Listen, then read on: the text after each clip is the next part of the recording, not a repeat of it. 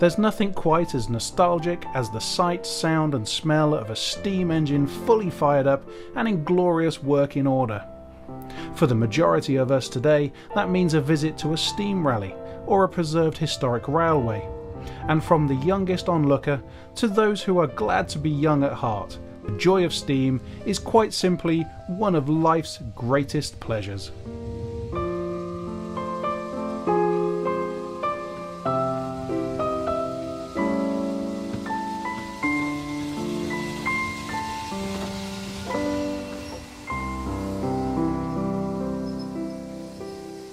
Now, although when you mention steam, most people will immediately think of classic Great British steam locomotives billowing great white clouds into the skies as they cut a swathe across the rolling landscape.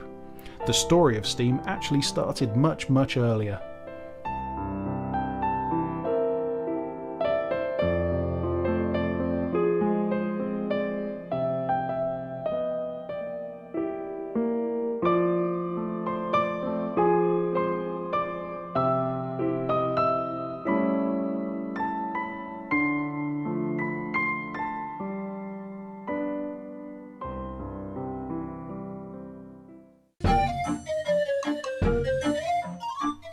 As we enjoy a taste of the wonderful atmosphere you'll experience at a traditional steam fair, we'll step back in time and begin with a very brief history of how it all started.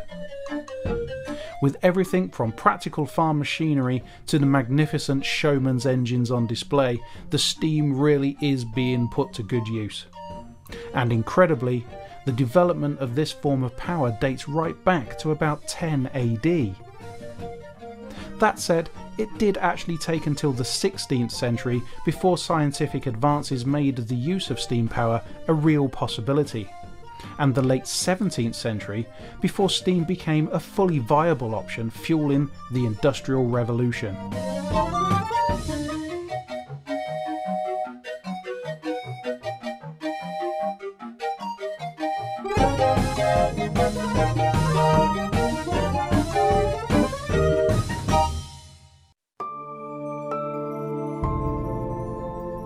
The first really useful application was in the mining industry, when steam pumps allowed great progress to be made, as water could be pumped out far more efficiently than had ever been possible before.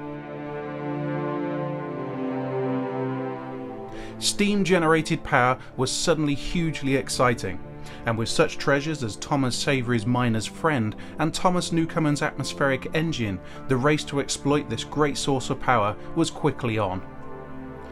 However, even back in the early days of the 18th century, the value of a patent was indisputable, and as Savery had in effect taken one out covering all imaginable uses of steam power, Newcomen would have to wait for this to expire before he could push ahead with his own ideas.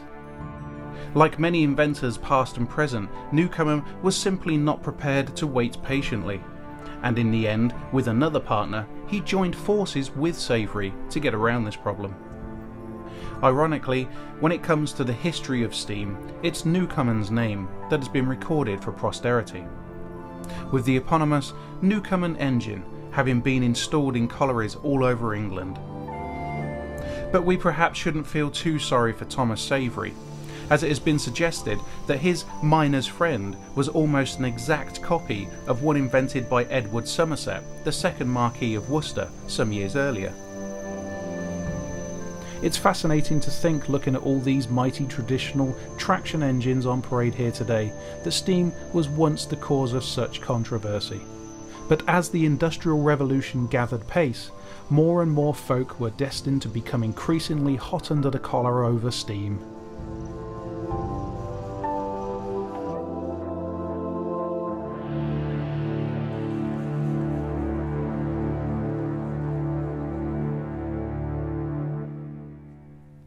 The next inventor to make his mark in the advance of steam was James Watt, when in the latter half of the 18th century he created an engine with steady rotary motion, which was of immense value driving machinery in the mills and factories of the industrial age. However, one thing that is very obvious looking at these powerful steam engines is the fact that they are capable of generating movement. And it's actually a Cornishman, one Richard Trevithick, who was responsible for literally getting things moving.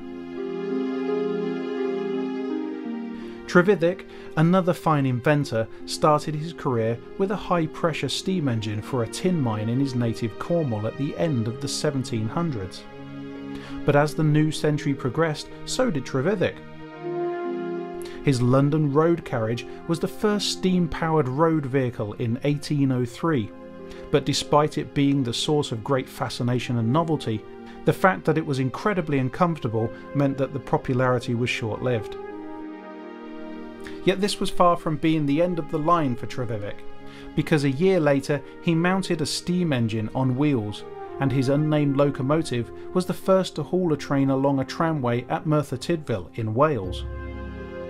And so it begins, the incredible story of steam locomotion. But before we permit ourselves to get transported away into the railway age, we'll pause a while and take a closer look at the types of traction steam engines you're likely to be able to spot at rallies and fairs.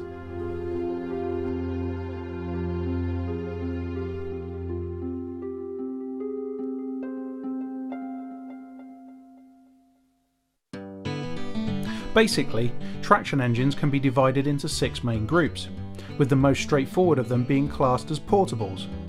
Although they were ideal for driving threshing machines or operating sawmills, portables were simply that, and not self-propelling. Consequently, they literally required horsepower, of the 4-legged variety, to get them where they were required.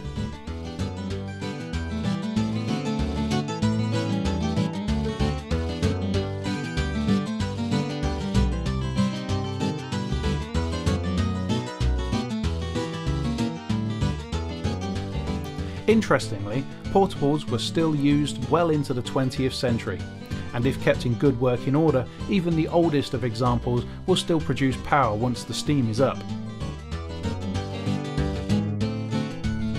The second category is the general purpose agricultural engine, that was once a common sight in the green fields of the countryside. It would be rare for a farmer to own his own, and contractors would bring these mobile power plants for such tasks as threshing, travelling around from farm to farm, hiring out their services.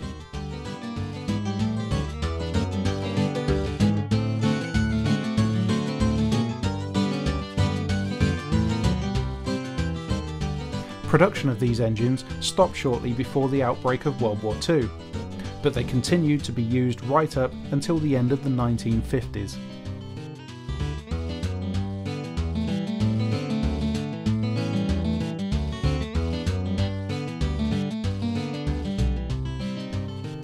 While still with the purpose of farming in mind, ploughing engines are our third category. Working as a pair or a set, these powerful machines are some of the largest steam engines you're likely to see. One was set up to pull to the right and the other pulled to the left, and when the plough was attached between them, up to 30 acres a day could be worked.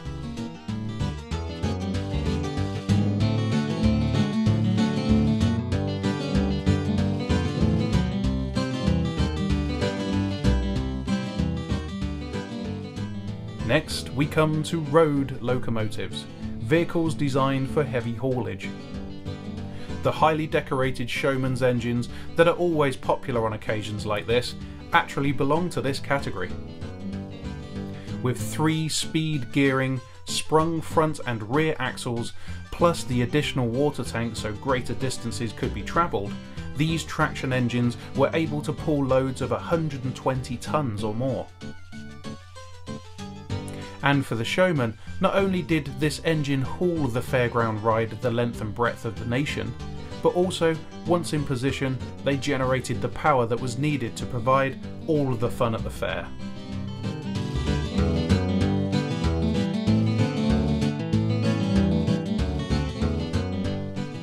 Also travelling the highways and byways of Britain, steam tractors, making up another category, were once a familiar sight. Rather smaller than road locomotives, weighing less than 5 tons, only one man was needed for this particular vehicle's operation. and they were a great favourite for road haulage, especially with the timber trade.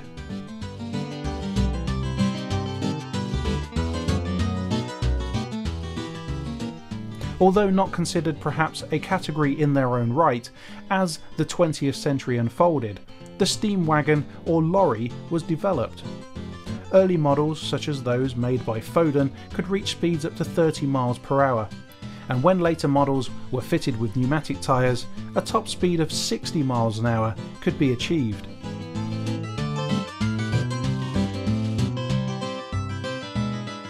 However, for many people, the most popular of all of the traction engine categories has to be the steam road roller. Dominant, powerful and always impressive, these steam traction engines rolled roads all over Britain. And even as late as the 1960s, they were still being used, most notably during the construction of the M1 motorway. Surprising as it may seem, it wasn't just a question of weight that made steamrollers so effective.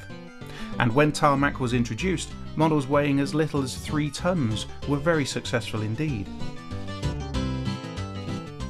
Steam for heavy road haulage was quite a force to be reckoned with. But by the 1930s, the internal combustion engine had superseded those powered by steam, especially with the rise to prominence of diesel at the time. Nevertheless, there was another form of steam locomotion that was still very definitely enjoying a golden age. And as we leave the delightful nostalgia of the traction engines behind us, it's time to really gather some speed along the railway track.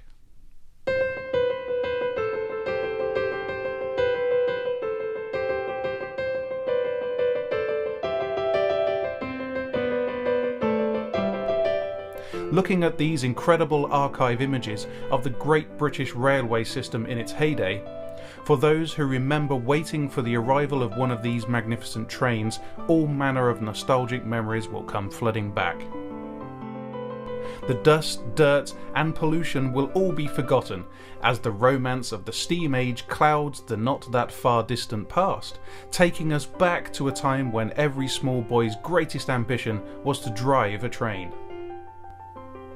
But there was a very long journey to be undertaken between Richard Trevithick and his experimental steam train way back in 1804, and the locomotives you see at work here keeping 20th century Britain on the move.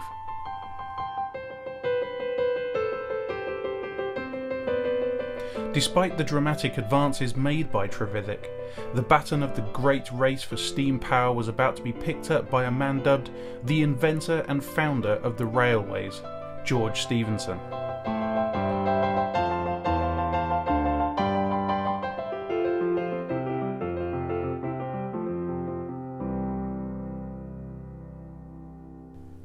To find examples of his work, we really need to travel northwards to see the landscape where his engineering genius meant that a railway could be carved across the Pennine Hills, the very backbone of England.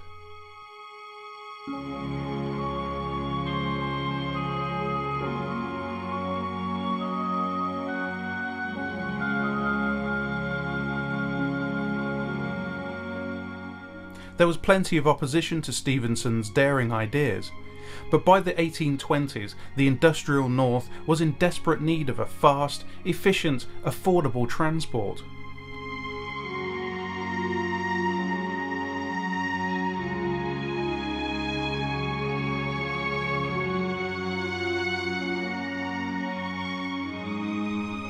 The once revolutionary canal mania, the brainchild of the equally brilliant James Brindley, had quite literally had its day as steam power came to the fore, and the great canal companies were destined to fall by the wayside along with the stinking ditches, as Brindley's canals were rudely referred to by his opponents. By 1825, Stephenson had opened the Stockton-Darlington Railway, and his locomotives transported coal from the mines of Darlington to the port of Stockton. Investors were soon keen to see the railway link the city of Manchester and its lucrative cotton mills with the port of Liverpool. They also set a competition to award the contract to build the locomotives for the new line, and it was Stephenson's rocket that won.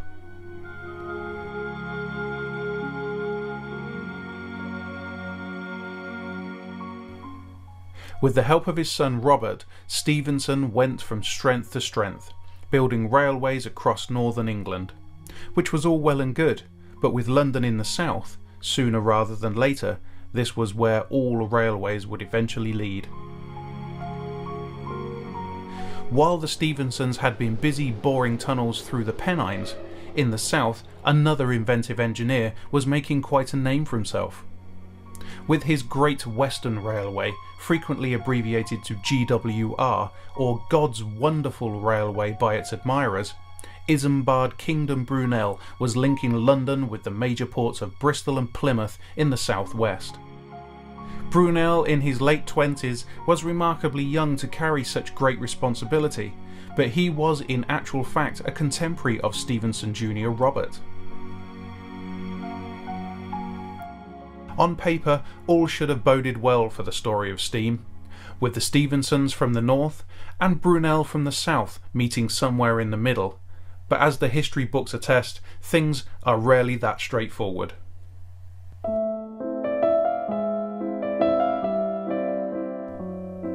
Stephenson Sr. had calculated the track width for his railway lines based on the old farm carts that had previously been horse-drawn, while Brunel had other ideas. He calculated scientifically the optimum width the track should be, and found they needed to be considerably wider apart for stability.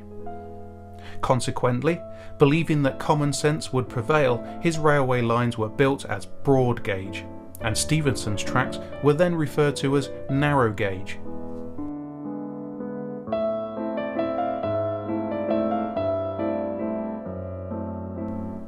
Inevitably, where the railways met, for example at Gloucester, terrible problems ensued.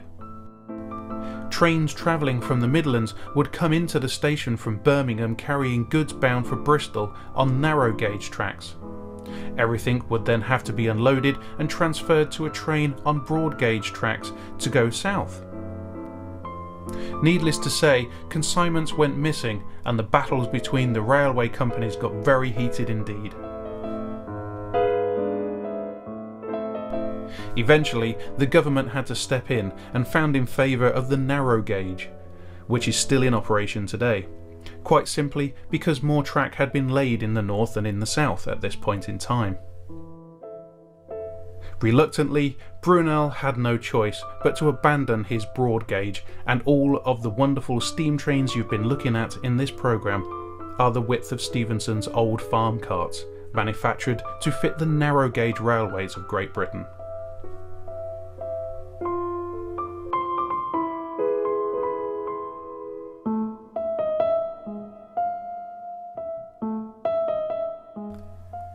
But while we're so evidently celebrating the joy of steam, we couldn't leave the story of Isambard Kingdom Brunel without visiting Bristol Docks, where you'll find one of the finest examples of Brunel's steam engineering.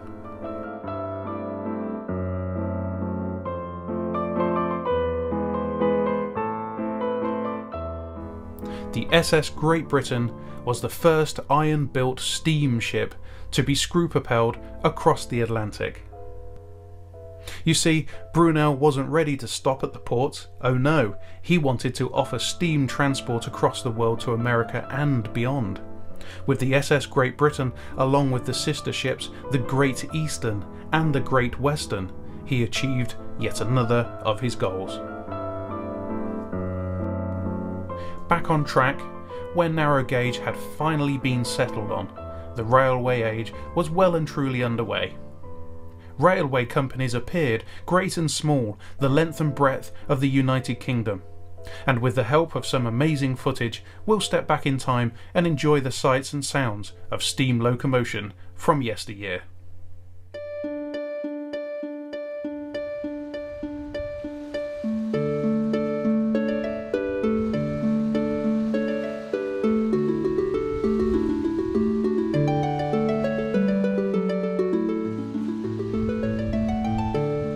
Welcome to the Isle of Wight, just a short distance from Southampton across the Solent, a popular holiday destination to this day. The island's railways once carried thousands of people to the various seaside towns and beaches. This footage shows Ryde Pier, the Isle of Wight's main entry point at its busiest, with happy holiday makers getting off the ferry and catching trains to their various destinations. At the height of the island's popularity during the 1930s, when few people had their own cars, some 36,000 passengers would arrive here on a summer Saturday, ready to catch one of the packed trains that left every 10 minutes, and that required an awful lot of steam.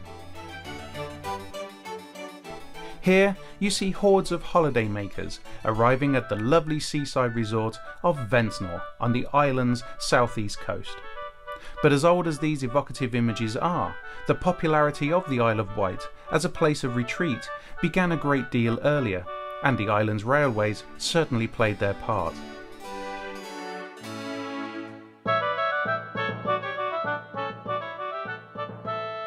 Incredibly, for such a small island, the first trains, operated by Cowes and Newport Railway Company, started running between the Isle of Wight's Yachtman's Paradise at Cowes and the town of Newport in 1862.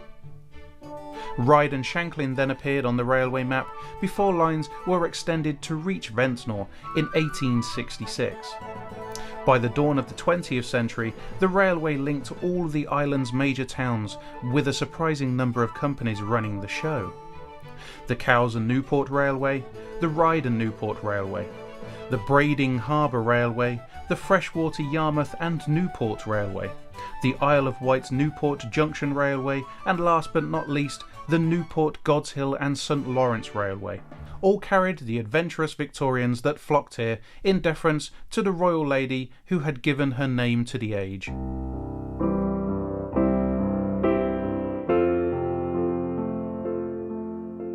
Whatever Queen Victoria did, her people were keen to emulate.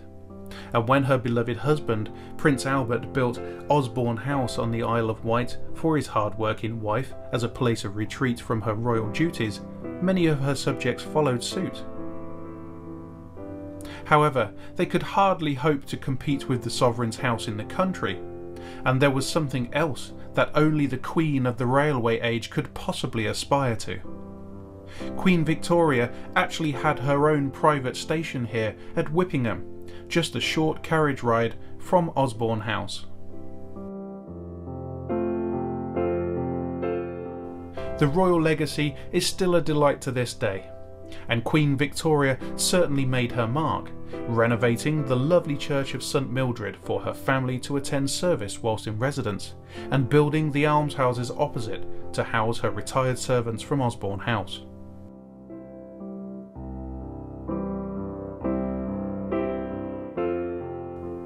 Despite the power of steam and the Isle of Wight's phenomenal railway system complete with private royal station, when Queen Victoria died in 1901, her son and heir Edward VII was determined never to holiday at Osborne again, as the wine, women and song that he was so evidently fond of was not to be found at his mother's beloved home. Consequently, he bequeathed Osborne to the nation and immediately rendered Whippingham Station surplus to requirements. It was then opened to the general public, although it never became particularly well used, and when the railways faced radical cutbacks in the 1950s, Whippingham was closed.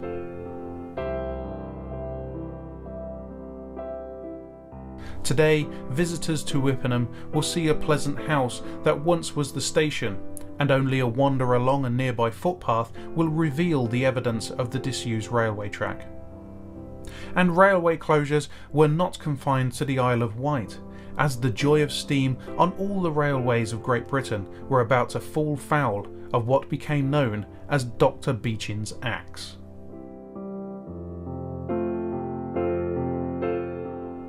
The steam railways of the Isle of Wight, as we already know, had from the outset been managed by various companies, and across the Solent on mainland Britain the same was equally true.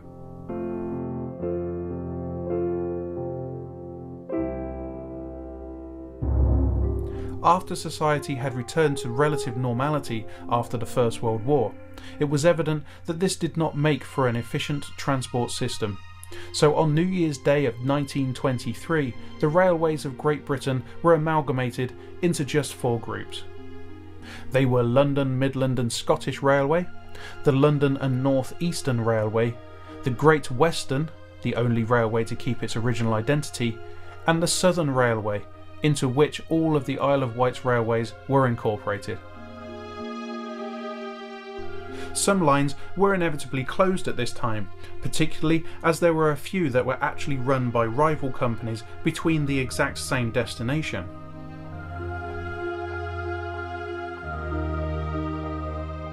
Interestingly, before the First World War, there was 23,440 miles of British railways with steam power carrying freight and passengers wherever they wanted to go. But from the point when the 4 railway groupings were formed in 1923 until the outbreak of the Second World War in 1939, some 1,264 miles of railway lines were closed. There was a brief reprieve for the railways, with closures halted during the war years as they were essential for transport. But after peace was declared in 1945, it was a time of great change. A Labour government saw Winston Churchill, Britain's heroic wartime Prime Minister, sidelined, and the railways were given the exact same treatment, and by 1948 the 4 railway groups had been nationalised.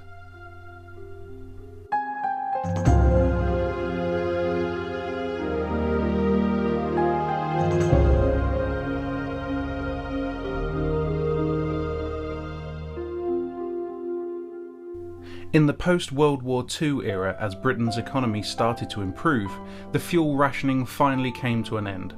The trends that had threatened the railways re-emerged with a vengeance. Road transport for freight meant the competition rapidly increased, especially as road haulage companies could literally offer a door-to-door service. Also, with improved prosperity, families found themselves able to afford their own cars, which would eventually mean the end of the package holiday rail services that we saw a little earlier.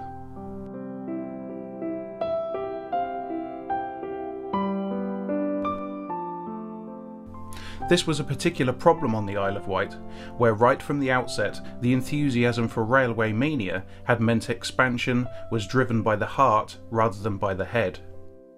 Running a service that was frantic on summer Saturdays but almost dormant during the winter months was a logistic and economic nightmare. Consequently, in the early 1950s, a number of the island's lines were closed on economic grounds.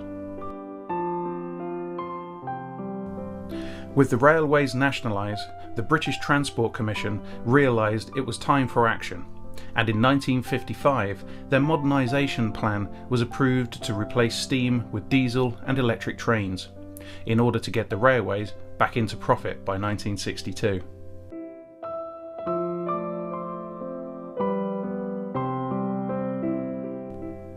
And the proposal came with a hefty price tag, which at today's values would have been in excess of £23 billion. Even so, despite the vast amount of money being spent, the railways continued to struggle to make any profit.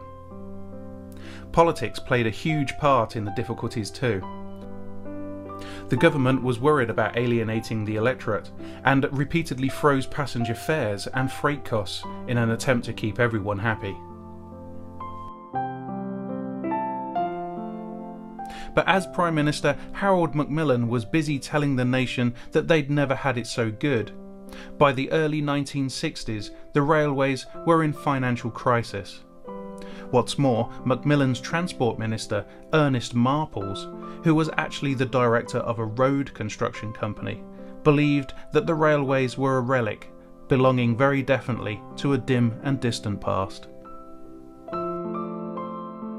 With the government's blessing, an advisory group was set up to report on the state of British transport, and the technical director of ICI, one Richard Beeching, was appointed to the committee charged with presenting proposals for improvement. Beeching was of the opinion that drastic measures were called for, and despite other members of the committee, including the chairman, being unconvinced, the government adopted Beeching's ideas.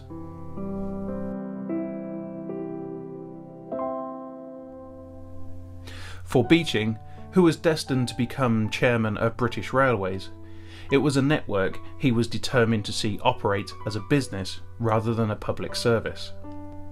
Consequently, when a railway wasn't economically viable, as it was frequently the case in rural branch lines, they were earmarked for closure. In 1950, BR had 21,000 miles of track and 6,000 stations in full working order.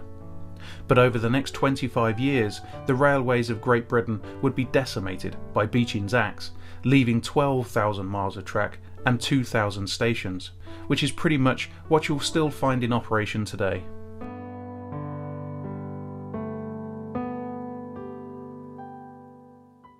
Eventually, however, even Beeching was stopped in his tracks when Harold Macmillan's Conservatives were replaced by Labour's government in 1964.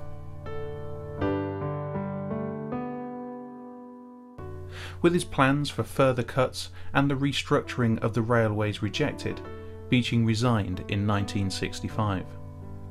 Nevertheless, in the good doctor's defence, it has to be said that although he made the recommendations, it was the government of the day that made the decisions about closing unprofitable railway lines. But in popular culture, it is always Dr. Beeching who is blamed for the loss of the very heart of British railways.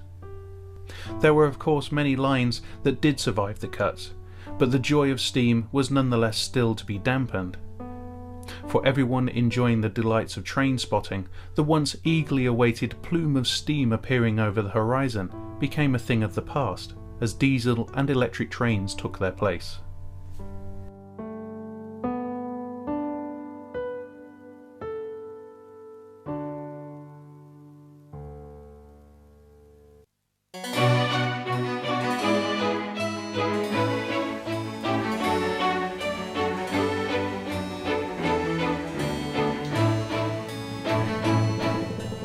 Now, if you're thinking that this all sounds like nothing but doom and gloom in what is essentially a programme that's supposed to be celebrating the joy of steam, then it's time to think again. All you need is a visit to Haven Street Station, here on the Isle of Wight, and you'll soon see that the steam is up and the whistle is about to be blown.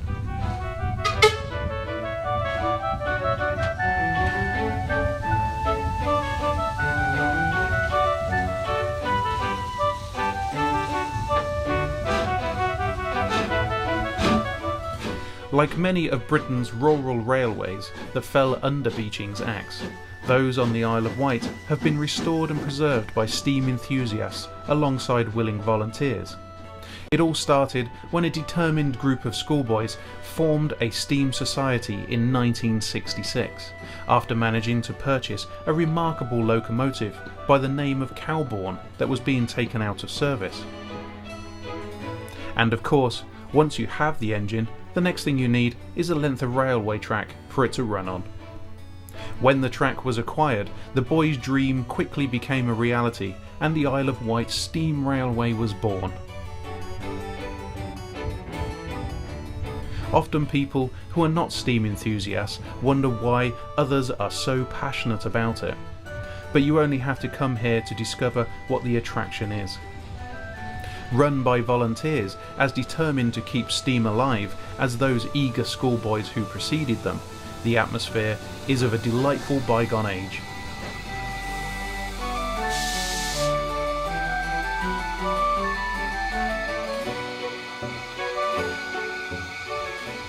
A particularly fine achievement is this beautifully preserved signal box. But let's face it, what visitors really come here for is the wonderful locomotives. And the story of this particular engine epitomises everything that is without question the joy of steam.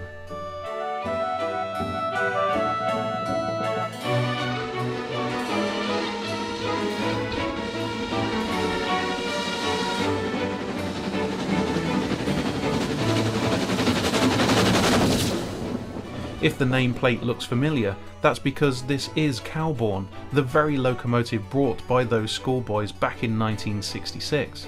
And there's yet another amazing twist to this fascinating tale.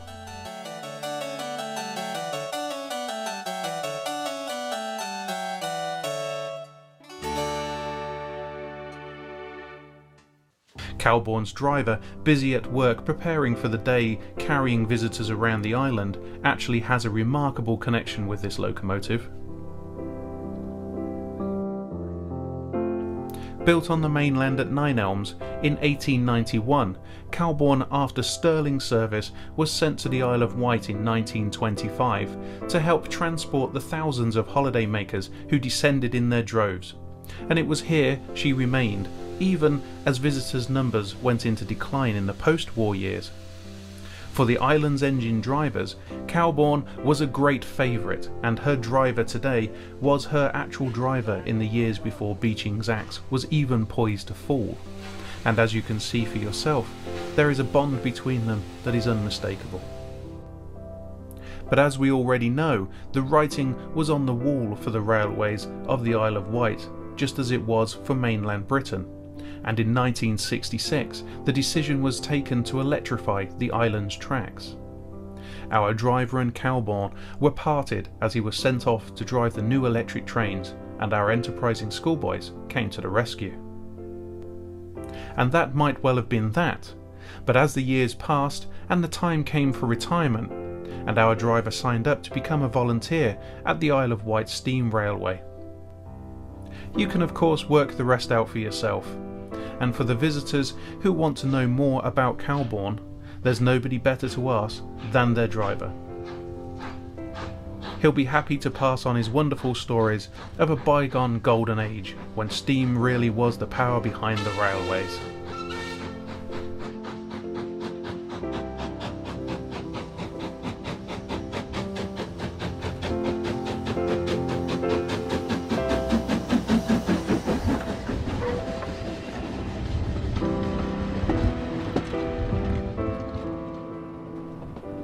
So let's take a nostalgic trip down memory lane with Calbourne, steaming through locations that sound just like they've popped up from a poem by Sir John Betjeman. Smallbrook Junction, Ashy Holt, Haven Street and Wootton all have a magical lilt, but nothing compared to the music of Calbourne, as this grand old lady shows us what she can do.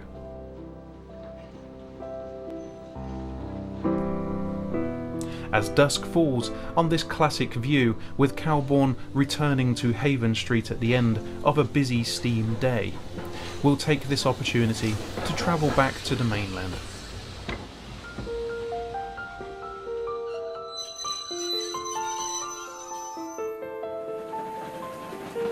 Wherever you go in Britain today, you won't find yourself too far away from a preserved steam railway. And whether you just want to take a ride on this most adored form of transport, or actually learn to drive one of these incredible engines, there's plenty more to see. And the best news of all is the fact that there is fabulous archive footage of the railways we're about to visit. So it's all aboard for the next leg of our journey.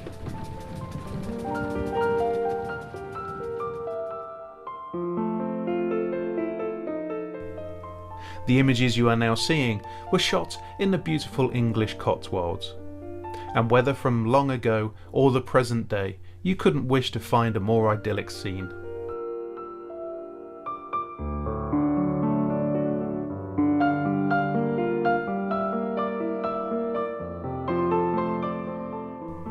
But unlike on the Isle of Wight, when the main reason for railway expansion was Victorian tourism, here the reasons were a great deal more practical. We've mentioned earlier the chaos at Gloucester, where the narrow gauge rails from Birmingham met the Great Western broad gauge rails heading south. But just a short distance from Gloucester, you'll find the elegant Georgian town of Cheltenham Spa. At Gloucester, with the docks and the Midland Line running to Birmingham, the railway traffic was far more industrial, while trains leaving Cheltenham soon offered passengers the fastest route into London Paddington.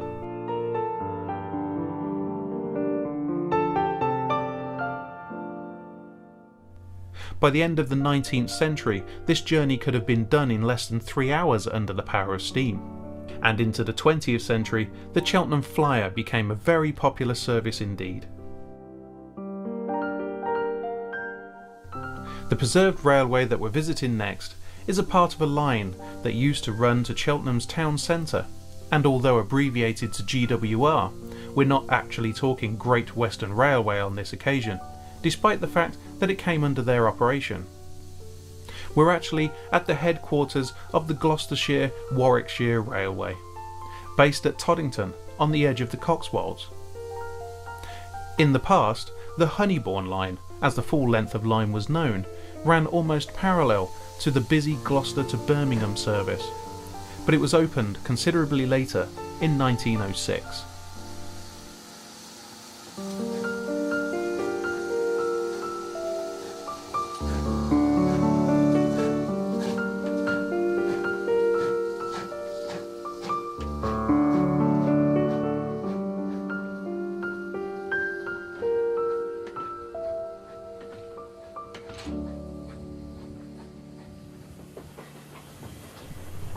The line ran from the charmingly named village of Honeybourne, going through the classic Cotswold town of Broadway, before reaching Toddington, Winchcombe, Bishop's Cleeve and Cheltenham, stopping at the racecourse as well.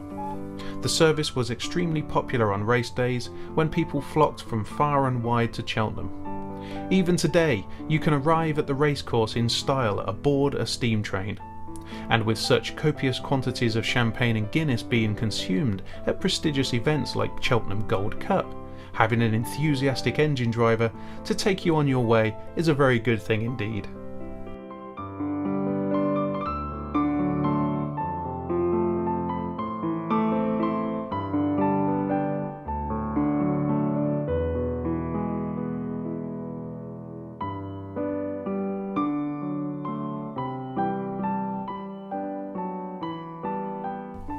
Beyond Honeybourne in the other direction, the line was linked to Stratford-upon-Avon in the heart of rural Warwickshire. Cutting through the rolling hills of the rich agricultural landscape, the main users of the line were farmers, transporting their livestock and produce around the countryside. Also, the market gardeners of the Vale of Evesham took advantage of the Honeybourne line, as it was relatively quiet, with the bulk of more industrial freight carried on the Gloucester to Birmingham line. But of course, when the railways went into decline and Beeching's recommendations started to hit home, the luxury of the two lines running so close by, linking the southwest to the Midlands, meant that one of them had to be closed, and it was Honeybourne that had to go.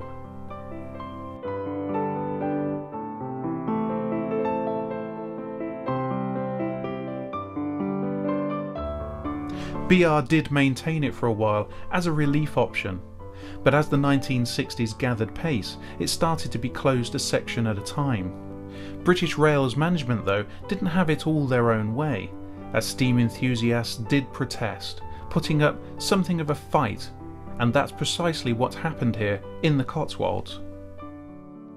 But it was all to no avail, and once the closure of the line became inevitable, they turned their attention to raising funds to buy track, stations and rolling stock as the Gloucestershire-Warwickshire Steam Railway was formed. To begin with, trains only ran between the headquarters here at Toddington and Hales Abbey Holt. Despite the short distance, there was a great deal of public support for the railway, and as the visitor numbers rose, all profits were poured back into expanding the workable sections of track. By the end of the 20th century, the lines passed once more through the town of Winchcombe before reaching Gotherington, with plans already formed to reach and reopen Cheltenham's racecourse station, and reinstate the great steam days of the past.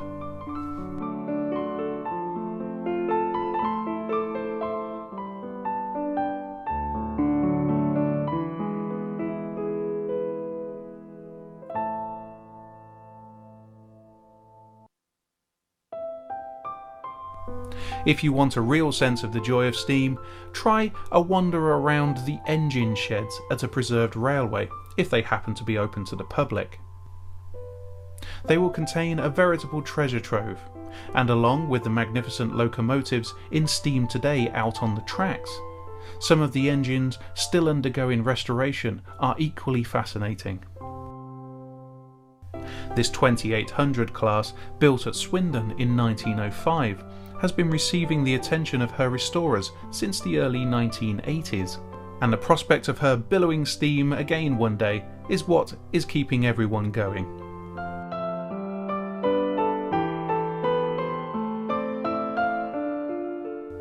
And once inside the shed, this one even has a railway track of its own running through it. Nobody could miss the magnificent Merchant Navy 35006 P&O SNC.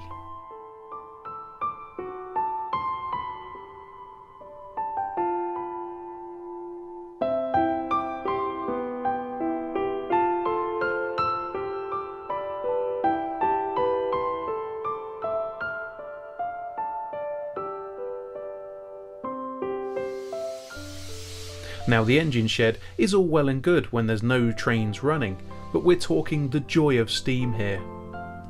And with such treasures as this British Railways standard 9F210O, better known as Black Prince, almost ready to take to the tracks, and this delightful GWR Collet 0603205, ready to leave the beautiful restored station at Gotherington, it's time to step aboard the footplate and let the wagons roll.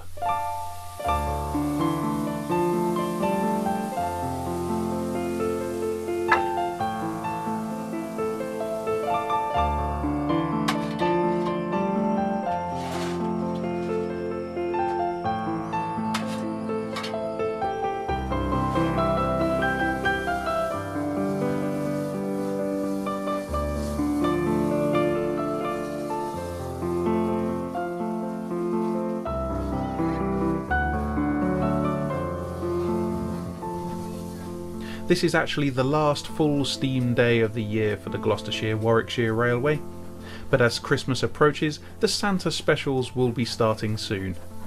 For every preserved railway, keeping funds coming in is of vital importance, and it's well worth keeping your eyes open to see what's going on if you're lucky enough to have a steam railway near where you live.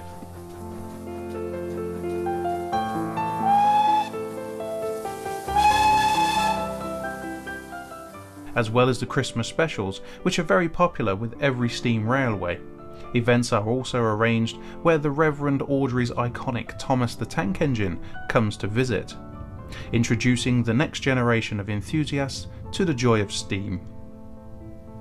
And if you happen to be one of the many who hanker after driving a steam train, remember that a fair few preserved railways run special days where you can actually make your dreams come true with train driving lessons. As you will by now realise, every preserved steam railway is unique, with a story all their own, the tales of enthusiasts who have literally rewritten the pages of history. And to prove the point further, we're about to travel west to the dramatic landscape of the Royal Forest of Dean. Once famous for providing timber to the mighty ships of King Henry VIII's navy, it was actually what lay beneath the ground rather than what grew above it that brought industry and prosperity to the district.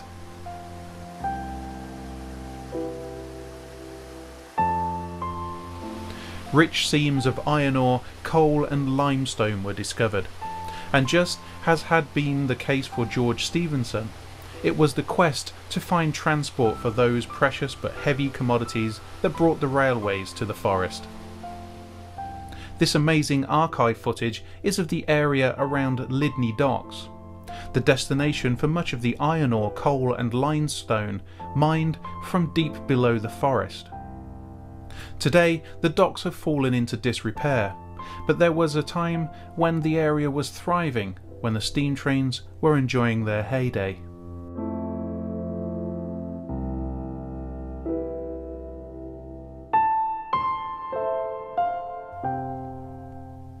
There was even an incredible railway bridge spanning the expanses of the River Severn, linking Lydney Docks with Sharpness Docks, just south of Gloucester.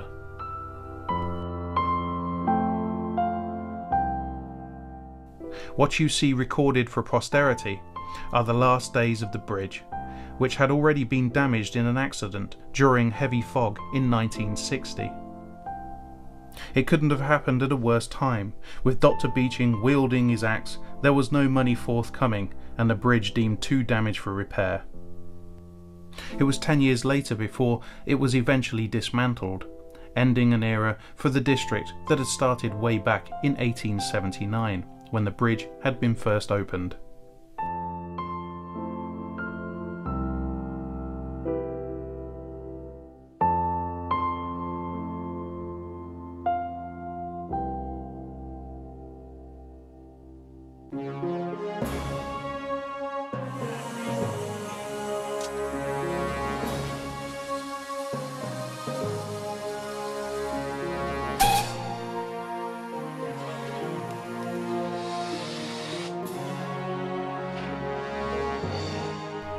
With Lydney Junction just before the docks, marking journey's end for the preserved Dean Forest Railway today.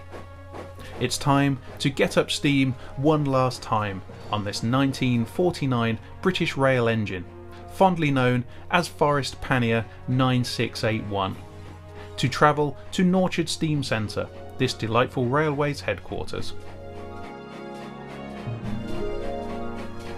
We've taken the journey this way round, as interestingly the Dean Forest is a single track railway and there's nowhere for turning the engines. Consequently, to see Forest Pannier in action the correct way round today, we've travelled in reverse, with journeys usually beginning from Norchard.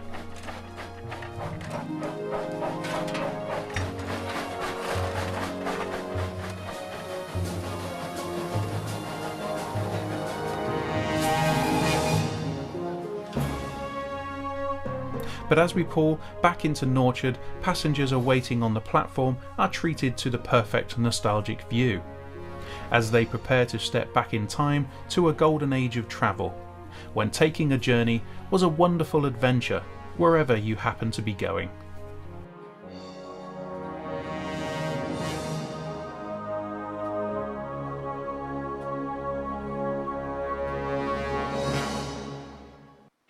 We're actually incredibly fortunate to have Forest Pannier 9681 to look at all, because this locomotive was sent to South Wales scrapyard in 1965 and was left quite literally to rot for 10 long years.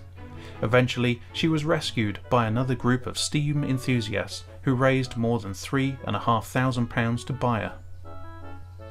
When Forest Pannier arrived at Norchard, she was in a terrible state of repair, and it took a further 9 years before she could take to the tracks again. When returned to service on the Dean Forest Railway in 1984, she was immediately given the nickname Black Beauty, and so many years later you can still see why.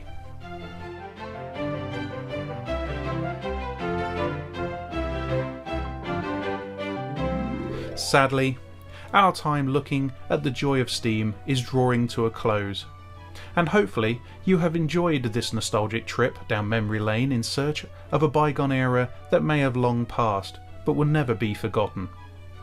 And with so many opportunities even in the 21st century to experience the sights, sounds and smells of steam all around the country, it's a delight that we can all experience firsthand.